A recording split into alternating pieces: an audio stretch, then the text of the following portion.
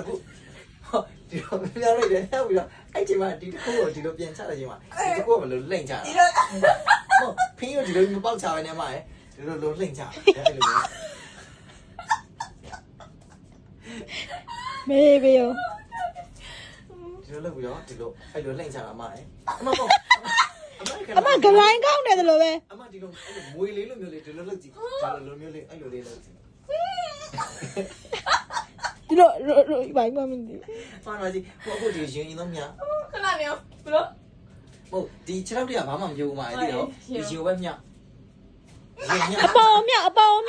ဟုတ်တယ်အဲ့လိုရင်မြအပေါ်မြောက်နေအောင်ပဲအမဒီမှာဒီကိုအဲ့ရင်မြတဲ့ချိန်မှာဒီအောက်ကပါတပြည့်ပြည့်နဲ့မြှောက်တက်လာတယ်အော်အေးလိုင်းလိုပဲလေအဲ့လိုအောက်ကလိုက်တက်လာတဲ့အချိန်မှာဒီရင်ကိုပြန်ချသွားတယ်မစိုးတော့မစိုးအော်အဲ့လိုမျိုးအော်ဒီလိုမျိုးအမအကျော်လိုက်နေရှာရရအောင်တော့အမအကျော်လိုက်နေတယ်လို့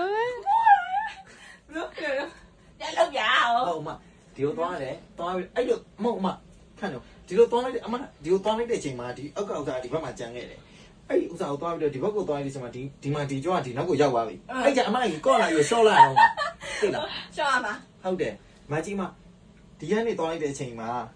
ဒီတစ်ခုလုံးဒီကျွန်တော်ဒီကိုလုံးအမကြည့်ထားလိုက်ဒီဥစားဒီလိုပေါ်သွားတယ်အဲ့လိုသွားပြီးတော့ဒီဖင်ကမှလိုလိုက်မြောက်တက်လာတယ်ပြီးဒီလိုပြန်သွားချလိုက်တယ်ဒီလိုအောက်ကိုပြန်ချလိုက်တာ